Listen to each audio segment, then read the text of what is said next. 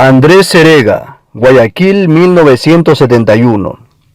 Es experto en mercados de industrias creativas y mercadeo cultural. Es tecnólogo en administración de empresas, ingeniero en ventas, máster en mercadeo con diplomado en comercialización con énfasis en arte, cultura, turismo y retail. Es gestor cultural formal desde el 2003.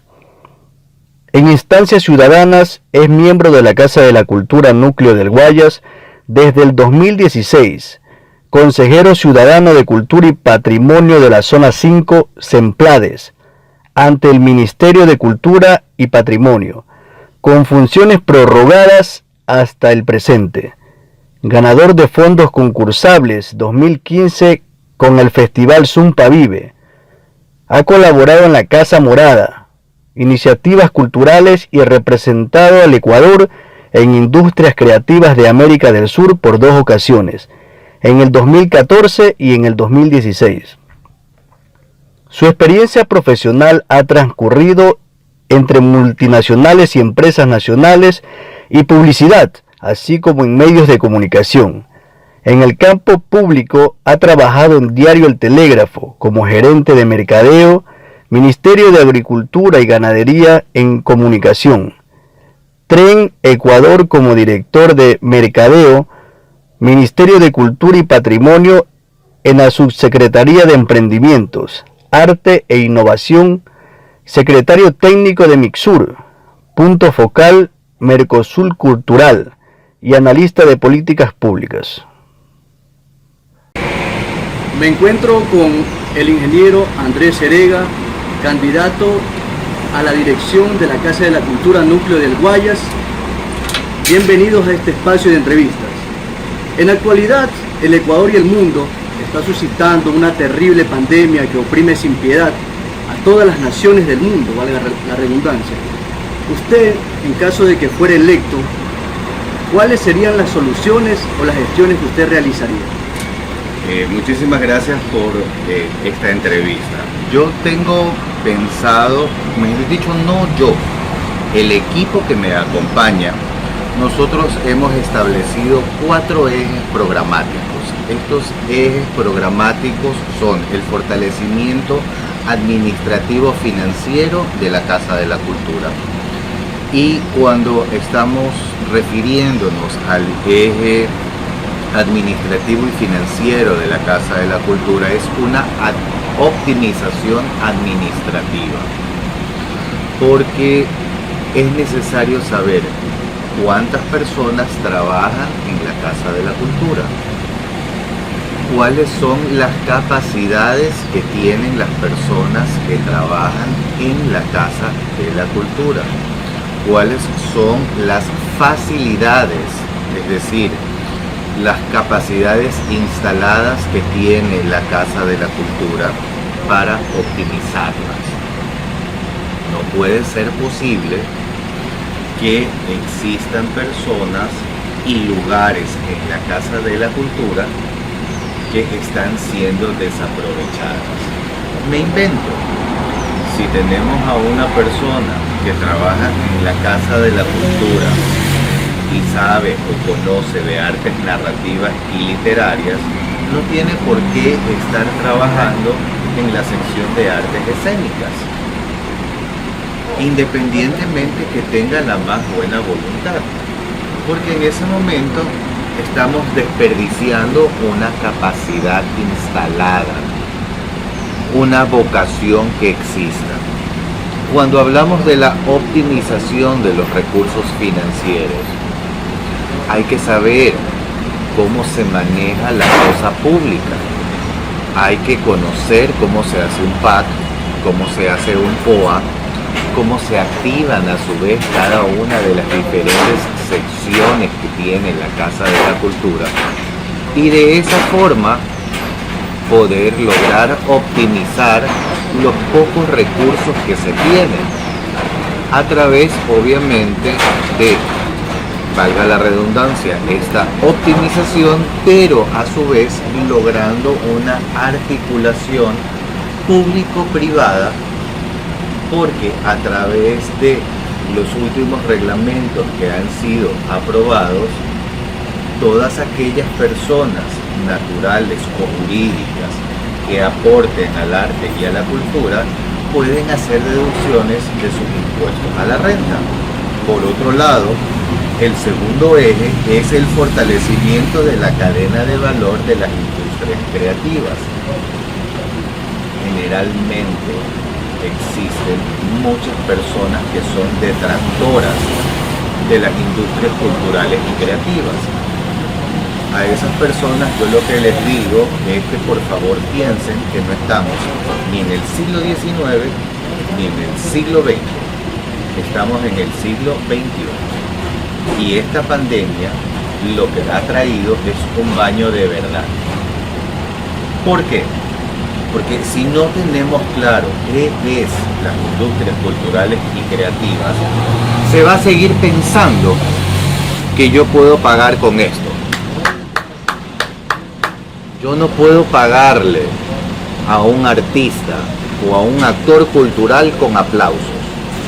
Yo no puedo pagarle a un actor o a un artista con likes.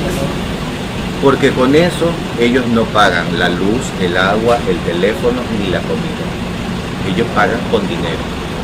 Entonces, si nosotros no tenemos clara, definida cuál es la oferta, cuál es la demanda, qué compone la oferta, qué compone la demanda, cuál es la diferencia entre públicos y audiencias, cuáles son los procesos, cuál es la diferencia entre precio y valor, no vamos a llegar a ningún lado y vamos a continuar en esta precarización del trabajo artístico y cultural.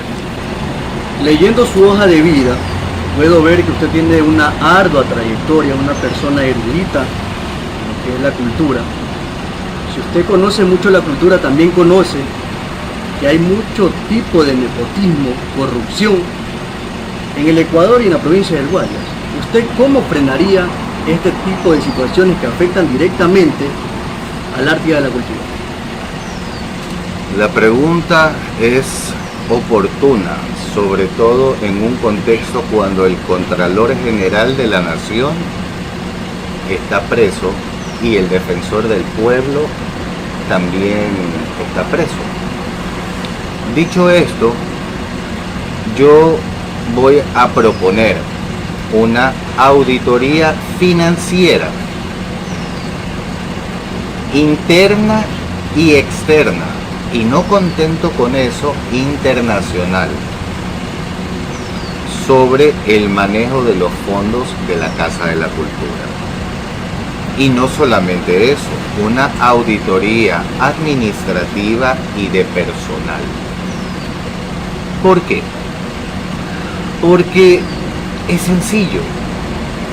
En otros países de la región existen los equivalentes a la Casa de la Cultura ecuatoriana Benjamín Carreón, que funcionan perfectamente y que logran articularse interinstitucionalmente con el Estado.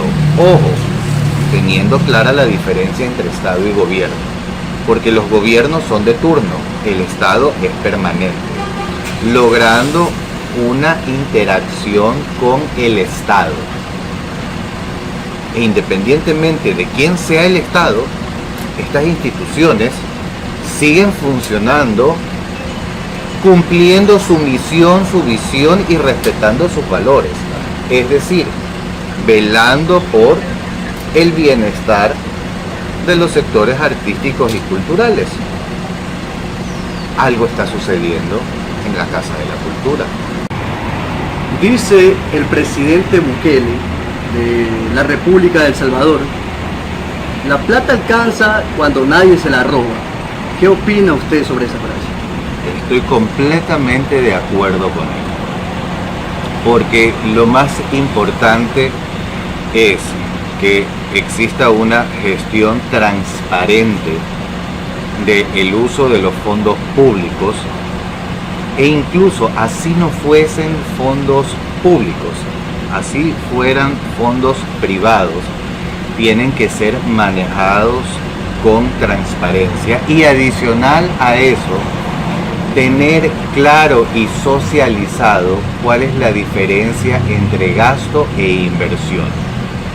En ocasiones se dice que lo mejor que se puede hacer es invertir en la juventud, pero luego se piensa que es un gasto en la juventud.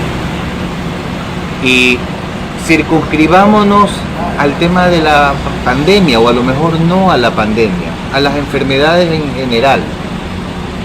Si los niños están bien alimentados, cuando crecen no van a tener las diferentes enfermedades que al Estado o a los padres de familia, que en este caso vendrían a ser el sector privado, les toca invertir en la salud de las criaturas. Entonces, definitivamente tiene que haber un manejo transparente, socializado, priorizando entre inversión y gasto, y adicionalmente a eso, tener claro qué es urgente y qué es importante. Porque si no tenemos claro ese norte, nunca va a alcanzar dinero. No va a haber dinero que alcance. Pero si a todo eso le sumamos que hay malos manejos, que hay manejos antitécnicos, manejos, no me atrevo a decir dolosos, pero manejos que dejan un vestigio de malos manejos, eso es terrible. Actualmente en la Casa de la Cultura nadie ha sido colchón de la actual administración para decir que ahí ha pasado A, B, C o Y. Pero lamentablemente, si el río suena, es porque piedras trae. ¿Eso qué significa? Que no ha existido un manejo transparente de fondos públicos. Porque esos fondos públicos provienen de los impuestos que pagan todos los ecuatorianos, que pagamos todos los ecuatorianos. Por lo tanto, uno tiene que ser delicado y tiene que ser consciente del manejo de esos fondos para evitar que existan estas susceptibilidades que puedan crear estelas de duda sobre el manejo de dinero que no le pertenecen ni al presidente de la Casa de la Cultura, ni al director de la Casa de la Cultura Núcleo del Guayas, ni tampoco a los actores y artistas de la provincia del Guayas, sino que nos pertenecen a todos los ecuatorianos. Porque, ojo, que nosotros estemos en la provincia del Guayas no significa que un porcentaje de los impuestos que yo pago anualmente no se hayan ido a Galápagos, a La Suay, a Morona, que se hayan ido a Imbabura o que se hayan ido a Pichincha. Parte de mis impuestos están repartidos por todo el Ecuador. Por lo tanto, hay que ser extremadamente delicados y transparentes sobre todo. Cuando hablamos del gremio artístico, nosotros nos estamos refiriendo a toda la infinita deidad del arte y la cultura, artistas plásticos, actores, poetas, escritores, cantantes, pero en la actualidad existe mucho favoritismo y dejan exentas a varias de estas artes que aportan al Ecuador. ¿Usted cómo ayudaría a estos artistas? Yo creo que lo más importante es realizar un verdadero mapeo a través del RUAC para poder tener claro cuántos somos. Cuando uno hace una fiesta, cuando uno hace una invitación a comer, lo primero que uno hace es avisar en la casa de uno cuántos son los comensales que van a venir a comer, porque no puede ser posible que yo haga sopa para 4 y he invitado 8 personas. Entonces es necesario saber cuántos somos. Como reportero de los medios Arte TV Noticias, Revista Internacional Zafrero, siempre actuando con códigos deontológicos, responsabilidad ulterior, sin pelos en la lengua, menos palabras, más obras. Para finalizar esta entrevista, a nuestro ingeniero que he tenido la oportunidad de entrevistarlo hoy, Andrés Serega, unas palabras para finalizar, cuáles son los proyectos o algo que usted quiera mencionarle a toda la comunidad artística que nos está viendo y a toda la provincia del Guayas. Bueno, yo quiero, antes de despedirme, a mí me gustaría decir que es muy importante,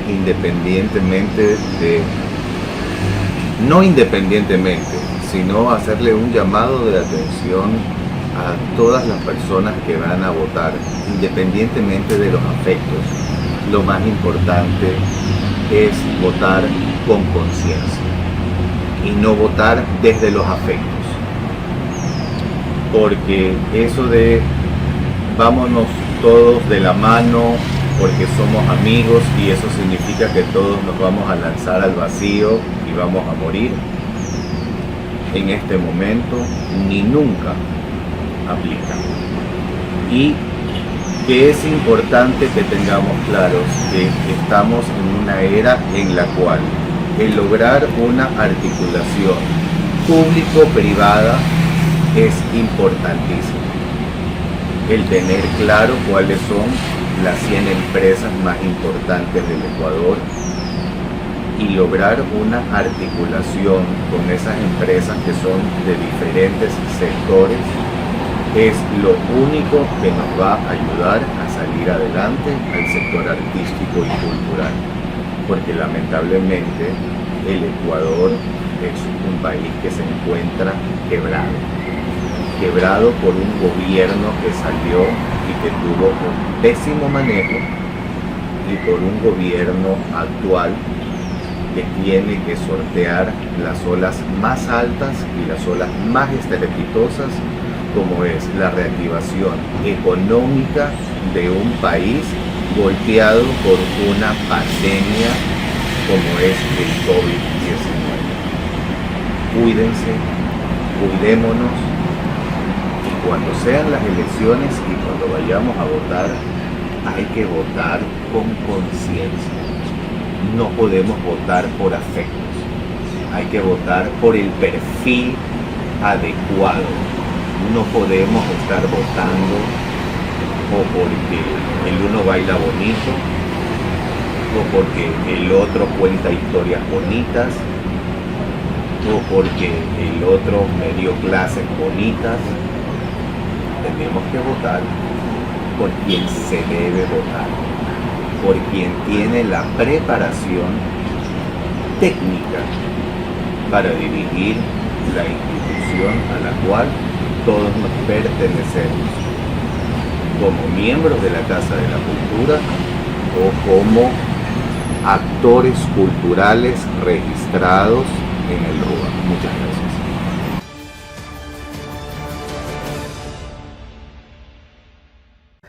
Doctora Marta Fabiola Rizo González, PhD, presidenta de Fundación Social de Desarrollo e Innovación FUSDI, presidenta corriente cultural, consultora e investigadora social, gestora cultural, crítica de arte, perito de obras de arte, con vasta experiencia en planeación prospectiva, construcción de políticas públicas culturales, administración, gerencia educativa a nivel superior, planeación estratégica cultural y desarrollo de programas y proyectos comunitarios. Títulos obtenidos: doctorado en Ciencias Sociales, especialidad Sociología. Ciencias de Arte, especialidad Gestión Cultural. Economista, licenciatura en Danza, mención en Historia del Arte, diplomado en Educación Superior, diplomado en Gestión de Empresas, diplomado en Arte Contemporáneo y Gestión Cultural, magíster en Educación Superior. Reconocimientos: reconocimiento por la labor en docencia y contribución a la comunidad por parte del Ministerio de Educación y Cultura del Ecuador. Miembro de ICON, Consejo Internacional de Museos de la UNESCO. miembro del SIC, Consejo Internacional de Danza de la UNESCO, miembro de la Casa de la Cultura de Guayaquil, miembro del Grupo de Gestor Internacional de Carreras Universidades del Arte, RUA, miembro de la Red Nacional del Arte, REDU, juez internacional de All Dance International, UNESCO, presidenta de jueces del Salón de la Casa de la Mujer Núcleo del Guayas 2018, editorialista de diario El Universo, presidenta de jueces de selección y premiación Salón de Junio Machala, año 2017 y de 2018. Doctora Marta Rizo, en la actualidad en el Ecuador existen dos tipos de pandemias, la pandemia del COVID y la pandemia de la corrupción. Los otros presidentes anteriores han estado inmersos en diferentes favoritismo, nepotismo, prácticamente han llegado al poder para hacer nada. En caso de que usted salga electa, ¿cuál sería la diferencia?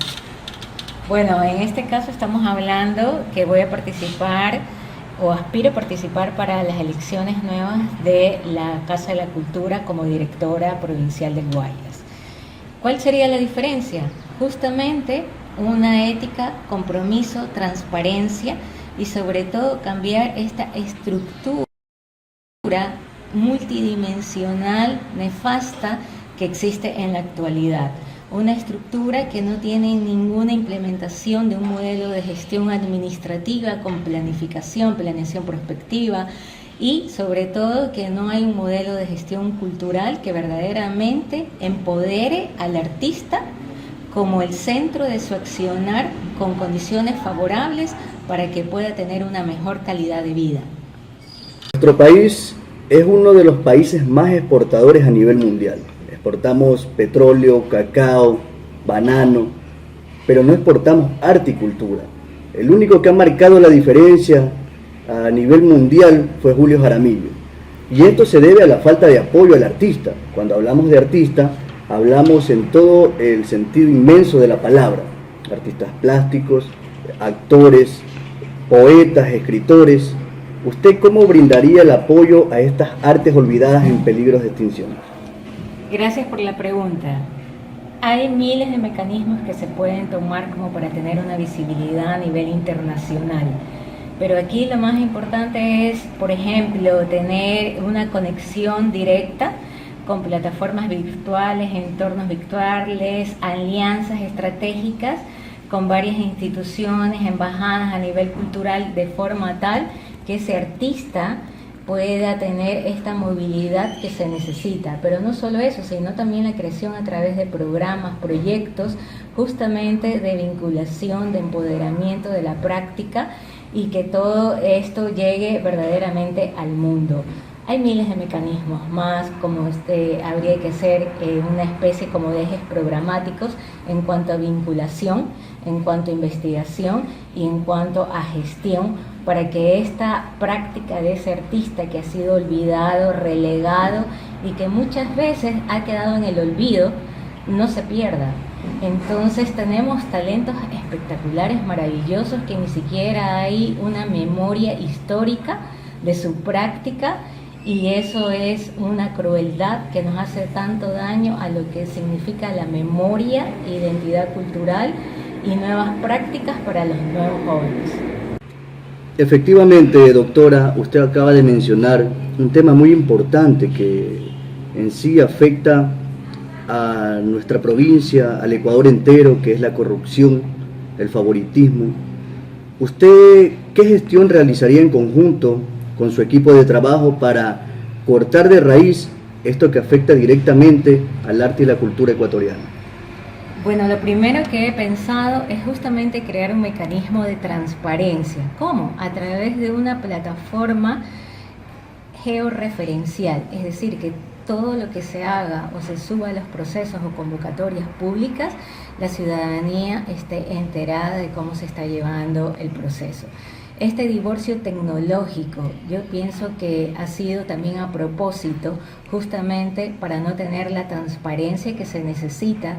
Si vemos el actual Casa de la Cultura, Núcleo del Guayas, cuenta solo con una fanpage, ni siquiera tiene una página web donde haya una estructuración, un plan comunicacional integral que verdaderamente llegue a todos. No sabemos qué procesos hay, cómo son los procesos, no sabemos su planeación estratégica, apenas hemos visto, yo me enteré una vez que me enviaron una rendición de cuentas, que como investigadora y catedrática y académica yo sé lo que es una rendición de cuentas y eso era un simple informe de actividades artísticas. Entonces, cuando uno hace una verdadera rendición de cuentas, tiene que haber índices de cumplimiento de sus planes operativos y estratégicos de forma tal a que se ha llegado. Y si no se ha cumplido, tiene que haber un plan de mejoras. Bueno, en este caso es una casa que no tiene absolutamente nada. Y aquí es gravísimo porque lo que se nota son profundas fallas de gestión, de desconocimiento y del talento humano que ha estado a cargo de estos puestos directivos, que ni siquiera han tenido la empatía con los artistas y los gestores como para poder dar una solución, un programa de reactivación en esta época de pandemia. Y en el caso de que usted llegase a ser electa, ¿cuál sería el seguimiento que usted realizaría? Y si usted detecta algún tipo de anormalidad, ¿cuál sería la gestión que usted realizaría? Bien, lo primero que hay que hacer, y está dentro de mi plan de trabajo y de mi visión de trabajo, justamente, que está fundamentada en un diagnóstico situacional de la problemática, está en 4 ejes, justamente es en la implementación de un modelo de gestión administrativa y un modelo de gestión cultural. El modelo de gestión administrativa es el que va a atender para determinar estos cuellos de botellas donde habrán vedurías permanentes en el cual los artistas y gestores tendrán acceso a toda la información de la Casa de la Cultura. Hay que crear esta implementación como un modelo de gestión administrativa que no existe en la actualidad. Crear un plan de desarrollo estratégico de forma tal que los artistas participen activamente en estos procesos, y es la única forma de poner orden a la casa. La casa ahorita es como decir, no sabemos cuál es la visión, cuál es la misión que tiene, no sabemos a qué apunta, no sabemos absolutamente nada. Esto no puede suceder. Las cosas en planificación, en planeación, se tratan de organización, ejecución, control y evaluación. Ahí es cuando verdaderamente nosotros vamos a poder detectar qué fallas y qué estrategias se pueden tomar para reactivar el sector, ayudar a los artistas a crear fuentes de empleo, a tener esta vinculación a nivel nacional e internacional, a hacer una gestión digna y no solo irse a sentar a un puesto a aprender. Es hora de que el talento humano que llegue a este puesto tenga las competencias específicas en administración y unas competencias multidisciplinares como para poder reactivar al sector. Yo no llamaría rescate de la casa, porque rescate es algo de que se hubiera hecho algo. En realidad hay mucha gente que no sabe ni que existe la Casa de la Cultura Núcleo del Guayas. Hay gestores que ni les interesa porque nunca ni siquiera se los ha invitado a formar parte o a ser parte de sus procesos. Hay que cambiar todo, o sea, y hablar que la casa tiene las puertas abiertas para todos, como siempre lo han dicho anteriormente, no ha sido verdad. Ha sido una simple mentira. En este caso de llegar, yo los invito a todos ustedes a unirse, a participar en mis mesas estratégicas de construcción de políticas públicas culturales, y los invito desde ahora a escuchar mi visión de trabajo en todos los encuentros que nosotros tengamos para juntos reactivar el sector. Los invito también a seguirme en redes, que voy a seguir subiendo información de quién es Marta Rizzo, de qué competencias yo tengo y cómo podríamos llegar verdaderamente a empoderar a la práctica artística y crear estas condiciones favorables que sean para todos, para el bien común y no para los intereses de unos cuantos. Me complace mucho la respuesta que me acaba de brindar, porque en sí nuestra ciudad, nuestra provincia, nuestro país necesita cambios, menos palabras, más obras. Nosotros, más que todos los medios de comunicación, el gremio artístico, queremos cambios, queremos que haya un bien común, como usted lo mencionó. Entonces, Estamos llegando ya al momento de finalizar esta entrevista. ¿Tiene alguna palabra, algo que usted quiera mencionar referente a sus proyectos y que quiera mencionarle a la ciudadanía en general y al gremio artístico? Sí, por supuesto. Le vamos a apostar al arte, le vamos a apostar a la cultura, pero con personas que tengan las competencias multidisciplinares para poder llegar a un desarrollo sustentable y sostenible. Quiero tener una dirección inclusiva, participativa, pluralista, en el que todos los gestores y artistas sean parte de la casa y sobre todo en la construcción de 2 planes de programas fundamentales que tengo pensados, que se articulen a las dinámicas productivas para generar empleo, y no solo empleo, sino también que incluyan todas las dinámicas de circulación, promoción de la práctica artística, y el otro que es un plan de equidad de derechos para todos, es decir, que se articule a las dinámicas sociales como para estar en las grandes ligas a nivel internacional. Es la única forma de que el sector artístico-cultural vaya a salir adelante a través de una cohesión social o unión, como se le dice, pero a través de programas y planes bien fundamentados, con planes estratégicos y sobre todo con una investigación y vinculación en modelos de gestión administrativa y cultural que son tan necesarios por procesos. ¿Usted apoyaría la titulación por trayectoria? Bueno, yo he trabajado justamente en lo que es la titulación por trayectoria. Yo pienso que la formación artística, y es uno de mis programas justamente, está la formación. Yo creería e implementaría una escuela de educación continua, más que seguro como para poder, porque lo que es formación abarca muchas cosas. Entonces, pienso que el gestor y artista de hoy necesita una capacitación constante para toda la vida. Si bien es cierto, los programas como para dar titulación para la trayectoria son sumamente importantes, también la Casa de la Cultura debería de apoyar con un aval a aquellos artistas que tienen ese tipo de trayectoria. Pero no solo eso, apoyarlos para una titulación, sino ofrecer constantemente una formación acorde a la dinámica actual del mundo, ya sea como una práctica multidisciplinar, conocimientos transdisciplinares o interdisciplinares. En este caso, es decir, mejorar su práctica artística, saber cómo visibilizarse ante el mundo y entrar a un mercado de arte y también aprender emprendimientos como para poder tener fuentes de empleo, saber un plan de negocios, saber un plan de marketing, saber lo que es un community management y miles de cosas más que se necesitan y que el gestor y artista debe saber. Y por eso, conmigo habrá un programa de becas para aquellos artistas y gestores que no tengan los recursos para capacitarse. Y esto es sumamente importante, aparte de eso, los avales y certificados que la Casa de la Cultura debería de dar, como para poder ayudar justamente al trabajador del arte y de la cultura. Quiero agradecer esta entrevista a Arte TV Noticias y a Revista Internacional Zafrero por permitirme dirigirme a todos ustedes. Quiero también expresarles que cualquier asociación o cualquier gremio que quiera hacerme una entrevista para presentar la misión y mi plan de trabajo de acción, estamos aceptando, estamos haciendo una agenda justamente de territorio como para poder llegar a todos y aquellos gestores, trabajadores del arte y la cultura que se quieran unir a nosotros, que tengan una hoja de vida impecable, son bienvenidos como para trabajar para el bien común de todo el sector artístico-cultural. Los invito a seguirme en mis redes, estoy en LinkedIn como Marta Rizo G, PhD, en Instagram, en Twitter como Marta Rizo G y en mi fanpage como Marta Rizo González.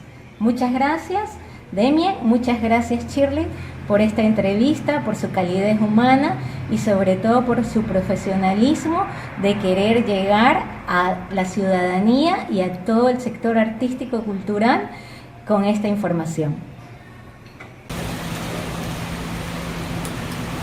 Y es así como llegamos al final de las entrevistas realizadas a cada uno de los postulantes que están para directores de la Casa de la Cultura Núcleo del Guayas, quienes conformamos el medio de comunicación Arte TV Noticias, Revista Internacional Zafrero y nuestro canal aliado, Telemar Veracruz del país de México.